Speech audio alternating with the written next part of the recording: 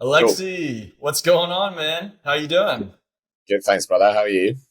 Good, man. Good. It's good to see you. It's been way too long. I can't believe this is the first time we're seeing each other in ages. How long has it been? Mm, ever since the US, maybe oh no, you were in Portugal, maybe. No, no, no. It was I stayed with you in France in Ostigor, and then Ah, yeah. we went up to the UK when you guys had that. You guys were doing the longboard festival thing Oh, in Newquay. yeah, and yeah, hail away. Three, 6 years ago, maybe 2018. Oh my God, man. That's Yeah, so hectic. goes pretty quick. Crazy. It's like It goes, my head. time goes by way, way too fast. It's, yeah, pretty hectic. So how's everything been going since then? Yeah, good man. Just kind of like busier and busier, and I think like everyone like navigating the ups and downs, and obviously COVID was a weird time for everyone, but maybe a good reset. And yeah, they're just charging. It's like you said, the time goes so quick. It's hard to, I don't know, it's hard to like kind of set the years apart. It all kind of merges into one.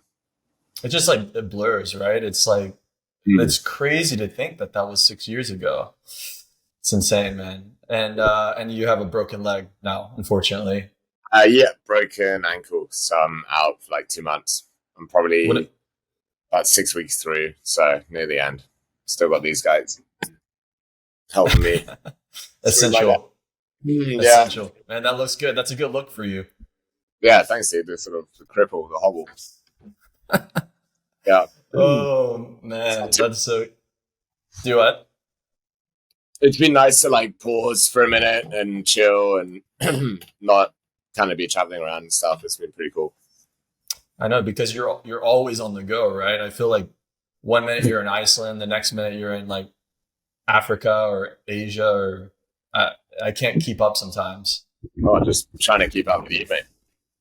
Yeah, Um, no, we're pretty busy, I guess. Like a lot of our work is like kind of conceptualizing and then pitching like stories and angles. And then if that process is successful, then it comes down to the execution, which is the time on the ground. But we're a pretty small operation with limited resources, so it's like it just comes down to a lot of man hours on these trips, which is great, but yeah, it's a lot of time on the road.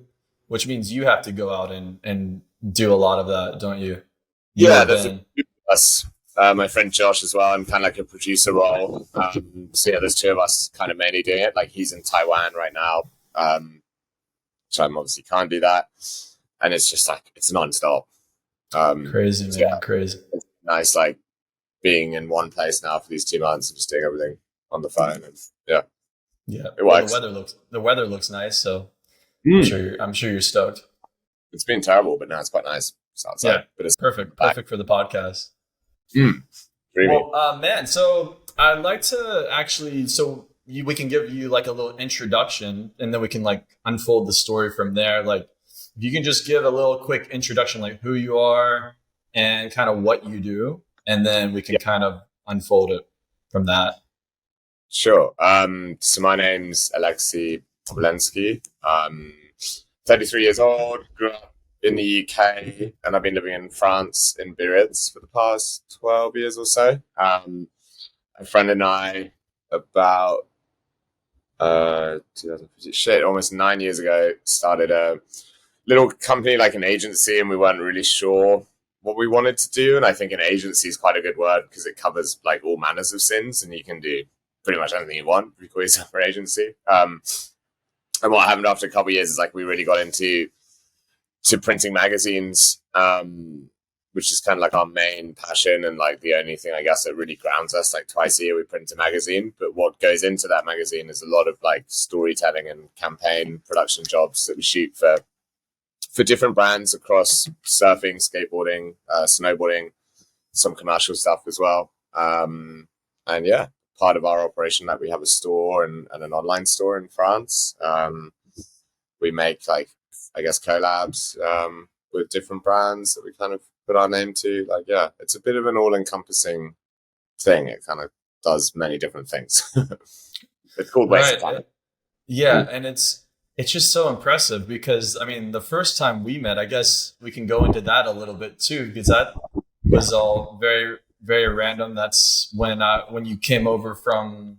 Well, at that time, you were working for I think a Fins, and then you were kind of doing stuff with What Youth, and that's when I was working at Hayden Shapes, Yeah, and you just emailed me for a like a industry discount for a board, and we were yeah. making you a board, and then you just came into the store to pick up the board, and then I think you were there to do a few meetings, but then I don't even really remember what happened. Did you just were you because you were with Lewis and you were like, yeah, we don't really have a place to stay, or I can't really remember. I was like, you guys can just sleep on my couch.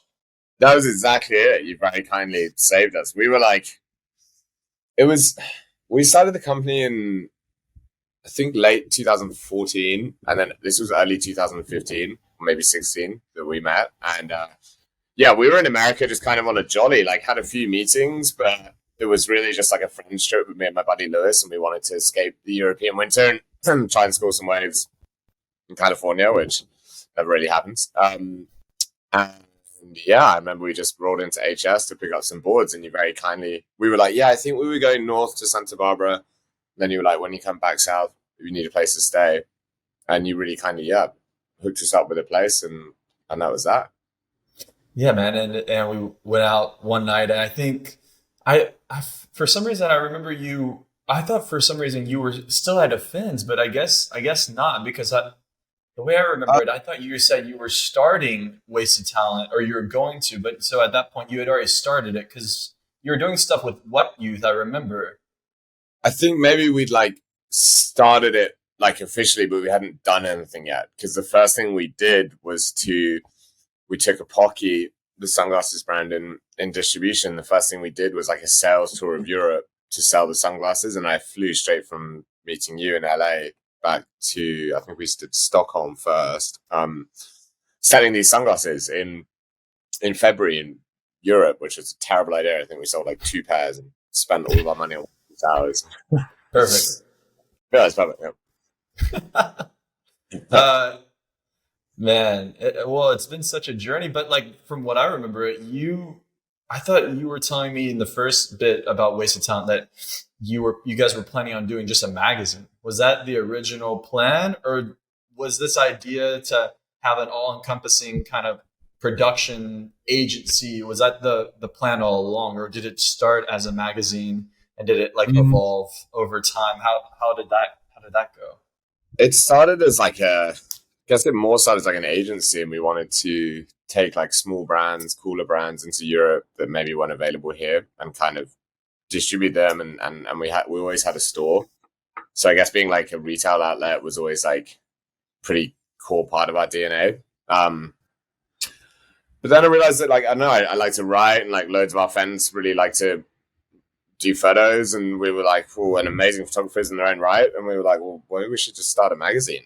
And it was a pretty cool moment because I love like building things. Like I'm a really bad person at like running things. Like once something's set up and running, I have to take a step back because I'm terrible at routine. But like building something interests me. And yeah, it was interesting being like, okay, well, let's make a magazine. It's like, well, where do you start? You know, like, do you start with the printers? Do you start with the content? Like, how do you? I kind of thought maybe the logical thing to do was to contact brands that we thought would support this endeavor.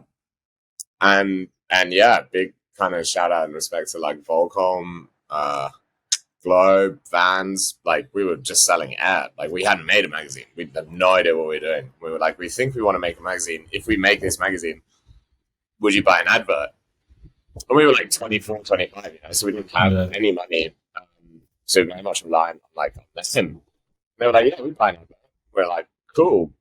How much are adverts? Like, they're like, this is how much you should charge. It's like, okay, well, then I guess we can make a magazine. So it started pretty DIY. But it's been cool. Like a lot of those people from photo editors to photographers to writers to brand partners to athletes have been with us since issue 1. And now we're on like now we're working on issue 14. So yeah, we only do like 2 a year. They get bigger and bigger, which is great in terms of like the print run and the thickness of the magazine, and it's always fun to like play with layouts and paper thicknesses and all that stuff. Like it's very much an open church. We're not stuck in our ways. It's great to change it and evolve it every volume. Right. And is it the same kind of crew? When I saw you guys last, it's obviously you and Ben that are the owners, and then obviously. So when I came to see you guys, Josh was at Globe. So I see Josh is actually with you guys now. Is he producing, or what is he doing? Yeah, he's producing and editing, I'd say, in terms of like being like an editor, not in like the video sense of the word, but in like a magazine editor. So kind of like finding stories, and we sit together every week and discuss what we find interesting. Yeah, he's doing a lot of production work as well. So he's in Taiwan right now with Craig Anderson and Kaito Asahi on a DB trip. Seems like they're getting pretty fun waves. Kind of waiting to hopefully get a bigger spot at the end. And then we've got Robin, who's also one of our editors. He does a lot of video work and photos as well. He's shooting today in Biarritz. Then we have, a whole host of kind of like full-time freelancers who are all amazing. So Guillaume Quells, Carlos Medina on photos, Neil Puissant on photos, Jensel Tubel's one of our main guys and amazing at what he does, super talented. And then there's also the kind of whole retail side of the business, which has grown in turn. So we now have a space that is maybe a little bigger than what we anticipated. But it's cool. There's a whole team that looks after that, and the cafe who are equally amazing. So it's kind of like one big family, and the office is, I'd say, chaotic because it's just people dipping in and out the whole time. But Ben, my partner, does an amazing job of like holding that kind of office zone together. He's in there every day. I guess it's kind of the setup. Yeah. So I mean, when I came to visit you guys, it was you, Ben, Robin. You said Yentl? Yeah, Yentl. Yeah. Yeah, I remember meeting him. Yeah, such a legend. Yeah, he's great. And he's doing. Does he do all the direction? Like, he's like directing the films. A lot of it, yeah. A lot of it. It depends, like, who's got the capacity. Like, it kind of comes down to, like, we'll all sit around and be like, okay, shit. It's always last minute. Like, now, for example, we have a trip in, like, 3 weeks to kind of West Africa, I'd say. And, it's just like, okay, well, who's working what? Who's got the availability? Like, all the crew are flying around the whole time. So it's sometimes hard to, like, pin people down and get it. But Yentl does the bulk of it, I'd say. He's in we're releasing a film that he shot today in Ireland, which turned out really cool. I think I saw the preview for that. Is it with Rip Curl? Yeah, they're doing a premiere tonight in Peniche, and then which I wanted to go to, but thought maybe it wasn't a good idea with broken ankle. No. But with Tom Claren, that was super cool. There's always like stuff coming out or being shot, and it keeps it interesting. Man, it's always, you guys have always something going on with like these huge brands. How does that usually work with are you guys pitching the ideas to these brands, or are they coming to you guys? Like, because I know you guys are working with Billabong a lot, and obviously Rip Curl, DB. Craig said you guys are doing all the content for DB. So like, do these brands come to you guys, since you're obviously such an established like production company now within Europe, or are you guys coming up with the ideas, you and Josh and Ian? So how does that work? So it's probably somewhere in between the middle. Like either we will come up with an idea and pitch it to a brand, but normally we have that relationship already, so it's not like a cold phone call. Like we normally have like kind of annual partnership in place, or like quarterly or annual check-ins, and be like, what do we think we want to do this year, which is a really cool way to work, and we're super lucky to have that touch wood kind of stability with a lot of people we work with. But I mean, with Rip Curl, for example, it's the other way around. Like they came to us, and I think the brief was pretty wide. They were like,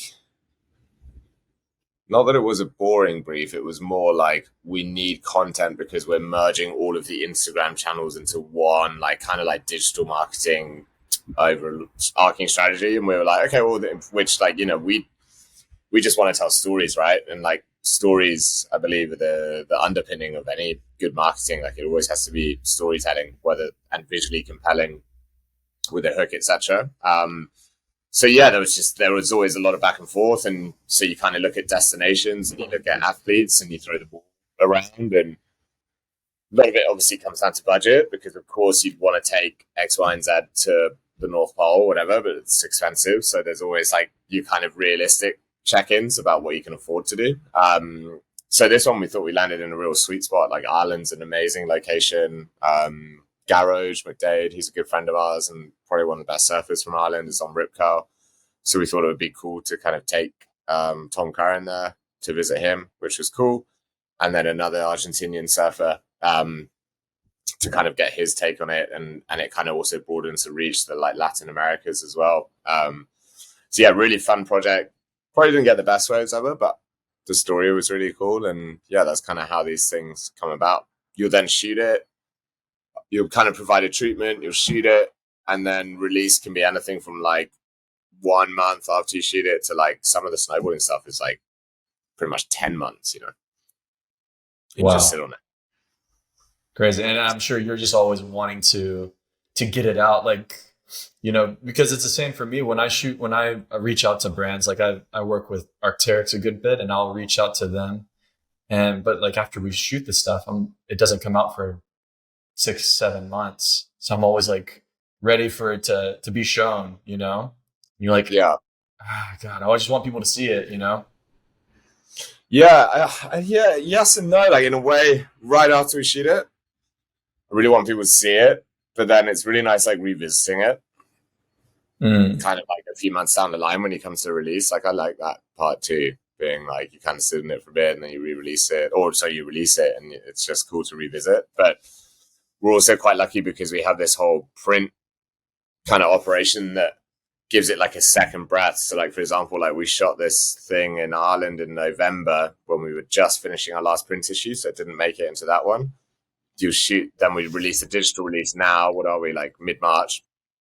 And then the print won't come out till like June, July. So you kind of, these projects have like another breath of fresh air, and we hold back a bunch of print selects that people haven't seen, and the article that we release online will be like just a paragraph really about the film, and the print article is like a lot deeper. So I feel print's really cool in that way, that it adds this not like relevancy, but it's like a bookmark in time, and like these projects is just like a bit deeper. I feel like digitally, like on all your feeds and on websites or social media, like you're seeing so many things a day, and all of those things now are produced like really to a cool standard. You know, there's so much cool stuff that comes out, and it's like hard for something to really have a lasting impact. But I feel that print is nice in that respect, because you know, these books and magazines just kind of, they stay around people's houses. You can dive in and out, and like you kind of revisit them. Like I noticed like Dion posting on Instagram always like old surf magazines, and it's cool, like all these old school ones. Right, exactly. So pretty much every shoot you guys do, if it's a film, you're shooting it for the mag as well. You have a photographer or photographers along for that. Yeah. So often like sometimes it's really random. Like we'll have a really commercial brief on a project that really maybe isn't like creatively our bag, but as an agency, that's what we're there to do. But then it's great because we can then skim different parts of the imagery, like more relevant stuff, and write a story about it and then put it in the magazine. It's like each project like can either be, you know, you can have a super commercial video and a campaign and then a really artistic article, but they can live together. Often it's the same. Often like the video is really artistic and the article is really artistic, and they sit like that. But yeah, it's a great kind of creative outlet, I'd say, because no one can like tell you what to do. Not that clients, you know, feedback too much on videos, but you know what it's like. Like if you're there to shoot a product campaign, like you're there to shoot a product campaign. That's that. Like you have to make sure that you're delivering the correct assets in the format that the client wants. But with like printed media, it's really just, it's an open feast, right? Like hopefully the ads kind of pay for itself, and then you can just put whatever you want on paper, and it's kind of cool. I like it. Yeah, it sounds like you guys just have a well-oiled machine now. You have it pretty dialed with like the print and the production side of like for the film. So it sounds like everything's going really well for you guys. Yeah, I mean, there's definitely challenges for sure. Like, Mm. I think there's a lot of like surf industry change the whole time, and it's definitely Mm. not the industry I'd say with the most money. So you have to be like pretty innovative and know exactly what's required and what people need. So like it's not like, unfortunately, we're there just making films kind of for the fun of it. Like a lot of time there has to be like a meaning or a product angle or a campaign story behind that. But we're really lucky to work with such amazing people that kind of like support us in that, and I think we in turn then support them in terms of resources, like creatively or whatever it might be. Super windy. Yeah. So, so yeah, I wouldn't say it's well oiled. Like we're definitely kind of like being in that startup phase the whole time and having it chaotic, because I think that the most dangerous thing that can happen as a brand or an agency or any company really is just like complacency. I think if you're complacent and you think that you're like on top of your game, then you get lazy and you stop being innovative, and yeah, you kind of need to change it up the whole time. So I try and like stray away from this, like, no, it's going well. Like, no. It's like, it's okay. But like, we always need to do better and do new things, because otherwise, like, we're not innovating. Exactly. Well, from the outside, looking at your feed or anything like that, any of the films you guys produce, it all looks like just so clean. And this friend that I've been like hanging out with from Germany, she lives in Biarritz, and I was like, yeah, I'll be speaking to my friend Alexei. He's co-founder of Wasted Talent. She's like, what? Oh my god! Like just freaking out. So it's like you Oh, guys wow. obviously, like a lot of people love you guys and love what you're doing and producing. So good on you, man. It's amazing to see what you guys have accomplished so far. That's It's really really cool. impressive. It trips me out when people say that. Yeah, it's really cool. Thank you. I think the coolest moments or like barometers of success is honestly when you just see a random person in like a Wasted Talent t-shirt or like a tote bag. I'm like, oh, it's cool. That Yeah. for me, my biggest like thing where I'm like, or I guess where I allow myself that luxury of being like, okay, no, maybe it's going well. Like this person's wearing a tote bag with our name on. I guess that's pretty cool. It never gets boring. Yeah. So it's more of the praise, not more of like people, you seeing people wearing the merchandise rather than maybe the praise from like the success of the films. Would you say you get that more, or is it about the same? Like merch, I feel like product's really interesting because it's like anyone can watch a film and like it. It's like an Right. engagement thing. Like you can get like likes on Instagram or whatever, but it's just like, not that I think that it's vanity metrics, because it is important in our day and age, but at the same time, it is kind of vanity metrics. Like you can just post shit that people will like, and it just like grows this whole.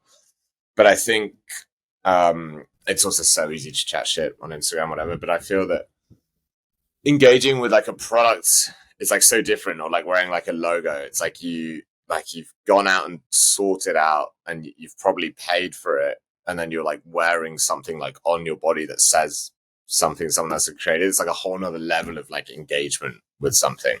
Or loyalty too. Yeah, for sure.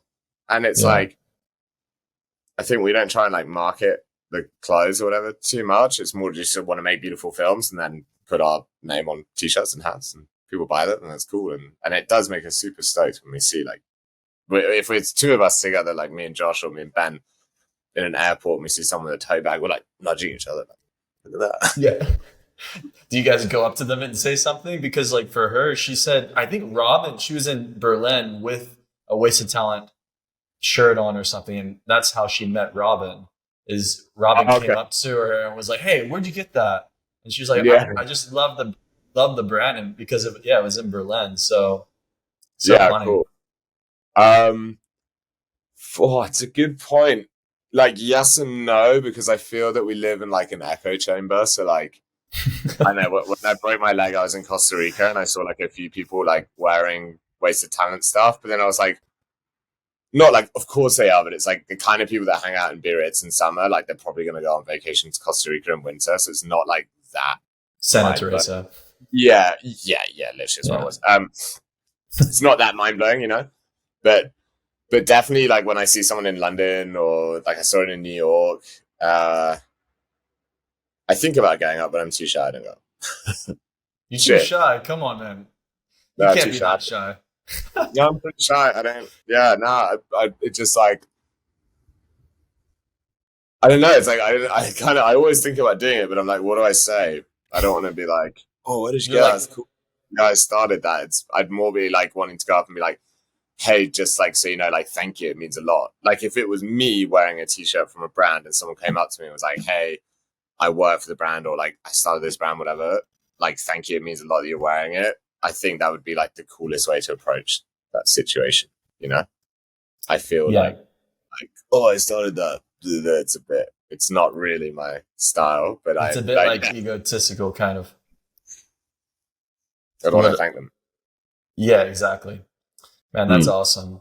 Yeah, it's so cool, man. Well, do you guys have any new like what are some new projects coming up that maybe you could speak about?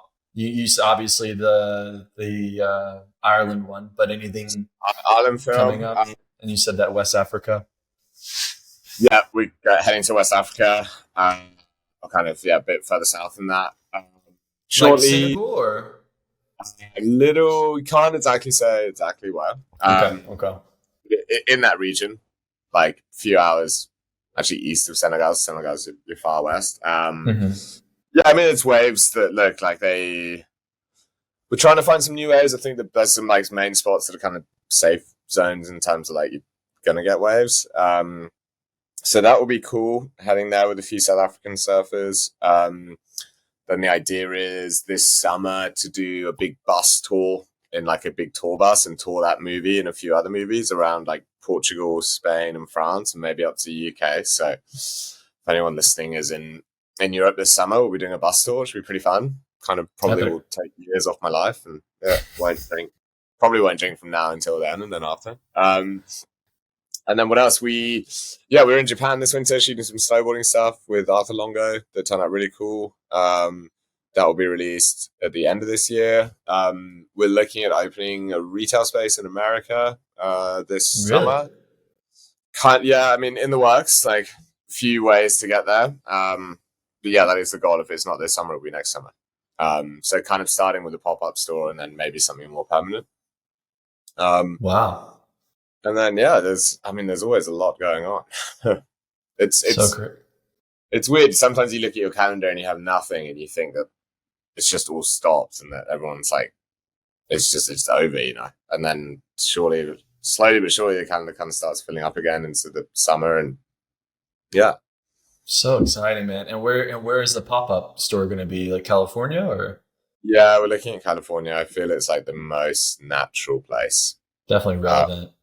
For sure. Yeah, definitely relevant. And I feel that, I mean, at the end of the day, like we always want to have a really elevated position in surf and skate, and I guess like for lack of a better word, action sports. But at the end of the day, like I think we toe this line quite well of like being aspirational enough, but you also need to like make sure that you're respected in the core, and that like and that you know where you come from, and that at the end of the day, like we are all surfers and skaters, and I think it's easy to kind of get carried away and like like the fashion and creative side of it, and be like, no, we're like past that now. It's like, well, not really. Like we all still want to surf and buy surfboards and all that stuff, and I think like the Chapter 11 guys do an amazing job at that with like the whole kind of core sensibilities and just keeping it like super roots, like with their store. Like I think that's so rad. So yeah, I think it would be easy to do one. Well, not easy. It's feasible to do one in the city center and put everything white marble and like and go down that route,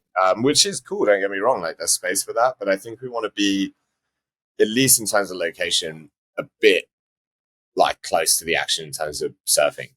Like even like Main Street Huntington. I think it would be cool to do something there because there's nothing maybe that in like cool there in terms of retail. You could kind of flip it on its head. So there's options, just expensive. So we're trying to work on that bit. Oh yeah, man, it's so expensive there. Every time I go back, I'm like, oh my God, like it's crazy. It's just anywhere in the States. Yeah, but I mean, the American economy is always like, it's always so robust, it's so resilient. So I think even, from a fiscal point of view, like America is, it's really great being based in Europe, but at the end of the day, it's quite small. and even in stores, like there's not really much point having another store outside of Biarritz or Hossegor, because I feel like most people over the course of a year or two will come by Biarritz or Hossegor. So like as a flagship, it's quite a good place to be. Mm. So yeah, but we'll continue our base here in Biarritz and Hossegor for sure. Right. And what about somewhere like Australia? I feel like that could be a relevant market too, somewhere on the Gold Coast, or have you guys ever thought about that? Yeah, so we're really looking at Australia and Japan, but we want to do the US first because I think we have a strong base in Europe and the US. Like Europe is very much like our kind of like our image, like marketing comes from Europe. And then if we can kind of have like a strong commercial operation in the US, then I feel that rolling into Japan and Australia after having those two will be a bit easier. We're big fans of Japan. It's really cool. And like we see a lot of our online sales going there. And I feel like the Japanese market's like really considered and they really know what they like in terms of like whether it be films or photography or products or shoes or like whatever it is. They're so fixed on like getting into something, say surfing, and then finding the smallest, coolest, nichest thing in surfing and then really going with that. So I think we'd have a really cool opportunity there. But I feel that, the US is the natural like first stop for taking this thing on the road. Right. And I'm so excited to see it. Yeah, the Japanese, they are so passionate people, and I'd love to. I think Hayden Shapes has a store over there, don't they? Don't they have a? At one point they had. I don't know. Yeah, I need to check in with Hayden actually because I messaged him when his factory burnt, which is obviously super sad. The same thing happened to our neighbors here in Bucharest. But yeah, I think they've got a pretty strong operation in Japan. I mean, I see a lot of guys in Japan surfing Hayden Shapes, so it wouldn't surprise me. Yeah. Even Taiwan, when I went, like a lot of Japanese surfers go to Taiwan, and you see Hayden Shapes everywhere there. Yeah. Well, that'd be cool, man. I'm excited to see it. It's amazing. Yeah. I mean, it's still a work in progress. Like, this summer might be a bit of a stretch, but yeah, it's definitely something that's kind of on the long burn. Yeah. Excited to see it, man. Well, in terms of like the highs and lows of Wasted Talent, what has that been? Like maybe the lows have been something like the pandemic. Lewis said that it was pretty hard for you guys during the pandemic, as it probably was for a lot of companies out there. But like, what has been a big high for you that you're like, oh, this is it. This is everything I've wanted, and the lows, like you're like, what am I doing with my life? Highs, like it's pretty cool on some of the trips. Like I was always, like a fan of surfing and like deeply inspired by, guys like Dane and Julian Wilson, Kai Neville, like that whole group, all the guys in Kai's films. And now it's like pretty crazy kind of working with those guys on a daily basis. So I'd say maybe like two massive highs were like doing a collab with Former was pretty cool. Just kind of working on that whole process. And it's like Dane and Austin, and they're two guys that, have been on the scene for ages and I admired massively as when I was younger and still do. And you're kind of like putting together a product range with the two dudes that started that with Craig, obviously was really cool. And then we shot a film with Julian Wilson in Australia about this time last year. That was also rad. It was just cool because he's obviously such a kind of famous personality. It was so cool to kind of like hang out with him and pick his brain and then just go surf. And he's such a nice, humble, kind of funny guy that I don't think was always portrayed that well when he was at like the peak of his competitive career. So it's been cool like diving behind those personalities and stories. So they're definitely highs. Lows, like, I mean, yeah, some of the stuff that happens on the road sometimes can be kind of get in situations where, but then it's always like it makes for a good story. That's the thing. Like we've like for sure broken down in the middle of the desert in Namibia and been in some pretty bad situations or had injuries or whatever. And you always look back and you're like, well, it's pretty like, I guess, character defining kind of stuff.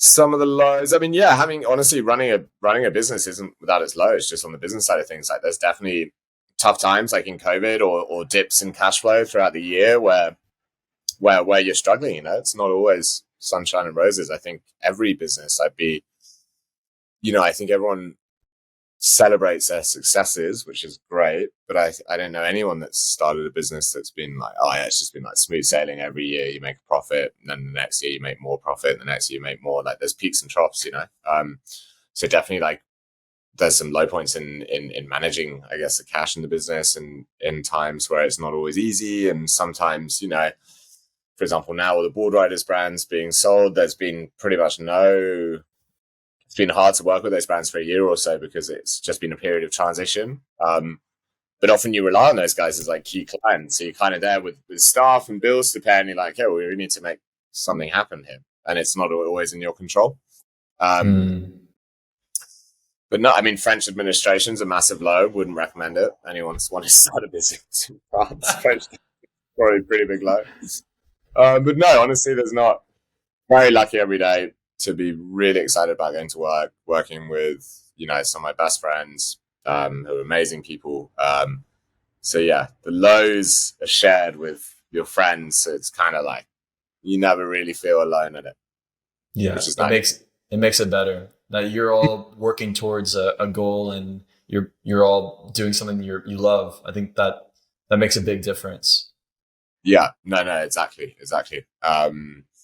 So yeah, no, we're super lucky. No complaints. And it's cool. Like we're a big fan of like, inclusivity. Like I don't have any, beef or like bad words to say about any other magazines or all that stuff. I think like the more people there are like doing cool stuff, like the more it validates the whole thing. So I think the whole kind of community is really cool. Like the more you get into it, the more you realize that, wow, there's a lot of amazing people out there all across the world doing like a similar thing. It's really inspiring to see. So cool, man. Well, and one question I want to ask too, because the podcast is about, obviously people I've met along the way, but people that have pursued their passions and things that they love and have become successful at it. What advice would you give to somebody? I don't know, anybody really, but kids, younger generations that are getting out of school, trying to figure out what they want to do, because I feel like a lot of the time we're pushed to do this, like the traditional route, Yeah. and the 9 to 5 or whatever. But obviously I think it's just so much more inspiring going the opposite direction like you did. So like what advice would you give to people like that? I mean, this is purely based on my own circumstance because everyone's different, and everyone's had a different journey. I would say to kids, I would say start young. That's the most important thing. I think that worked really well, not for waste of time, but for me personally, was starting young, because when you're young, you don't need much money to survive, and you don't have like big overheads. Like you normally don't have kids or like whatever. And so it's like, or dogs like I have, but like they're expensive. But it's like you can just be this lean machine and just like do everything that you want and try loads of different things, and you've got all this energy. And I think just really harnessing that is a really cool way to go about it, and just like travel as much as you can, work really hard, but also try a lot of different things, and don't think that because no one's done it that it's not possible. And don't think that because like when we started a magazine, it was like the shittiest time to start a magazine. Like print was on its ass, and it still is. And I feel that like I just didn't let that be a factor, that we were like, no, we're going to build something cool. Like just kind of shut out all that noise that's around you. And if you're really convincing with your idea, then just pursue it at all costs. Like never, ever, ever give up. Like just keep going. But that's an easier thing to do when you're young because there's less risk. Like, you get a bit older, whatever, you have a family, more expensive taste. It's really hard to start a startup and be lean because there's not going to be the money there to support your dreams. But when you're young, you can just go for it. Like even if like you're starting off in a year in high school, whatever, and you think that you're kind of like ripping off something that's already been done, it's like, just do it, like rip it off and make it your own, and then tweak it and change it, because that's how you start. Like yeah. No, I totally agree. I feel like you always hear stories. That's, the most successful people in businesses and entrepreneurs. It's like the people that didn't take no for an answer. Yeah, exactly. Don't take no for an answer. Don't be like, bring your peers like, how is that going to work? Just go for it. And I've had, I always think a friend of mine in London that started a really successful, kind of the first guy to take like pokey to Europe. And now he's got like, I don't know, 50, 60 restaurants. And Wow. when he started, we were starting Wasted Talent. And I remember like looking at him in his like little yard in London, in South London. And he's like just trying to like smoke this fish in a bin. He's got like tropical wood and it's like raining and the rain's like putting out his fire. But he was adamant that he was going to smoke this fish and bring like tropical fish to London and it was going to be like the next big thing. And now, whatever, 10 years down the line, he's got like 60 sites and he's smashing it. So like, I always think of him when I think of these, where you're just like, hey, just because like you're in London in the rain trying to sell tropical fish, like that's your dream, just do it. That's amazing, man. Such good advice. It's so true. And yeah, it's amazing what you guys have accomplished so far. And I'm just so excited to see what you guys accomplish in the future too. Oh, that's very kind, man. Thank you. Yeah, I mean, we're not there yet. I don't want to be complacent. We've still got a lot to do, but yeah, we got ideas and plans for the next like few years and stuff that we're pretty keen to execute. And yeah, we're not going to take no as an answer. We're going to keep plowing through. That's it. Yep. You got to do it, man. Well, Alexei, man, thank you so much. I'll cut it at this because it's already 41 minutes. That went by really fast. But yeah, man, of course. If anybody wants to find you guys that aren't already following Wasted Talent or don't know who Wasted Talent is, how do they find you guys? Yeah, I mean, just in normal channels, really. Like our website is wastedtalentmag.com. Our online store is wastedtalentboutique.com. And then on Instagram, just Wasted Talent, like international, like INTL, for the magazine and Wasted Talent Boutique for the store. And yeah, our contact details are on there. So if anyone wants to reach out or has any questions, you can address it to Alex and I'll get back to you. Epic, man.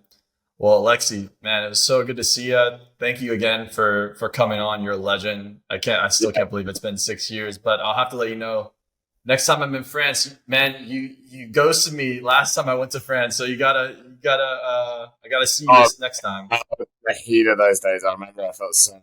You're only in town like 2-3 days. Huh? Yeah, it was 2-3 days, but I'll be back. I think maybe in like June. So I'll let you know. Yeah. We'll have to link up. 100%. Cool, man. Well, so good to see you, and yeah, we'll chat soon. All right, take care, dude. All right. Bye.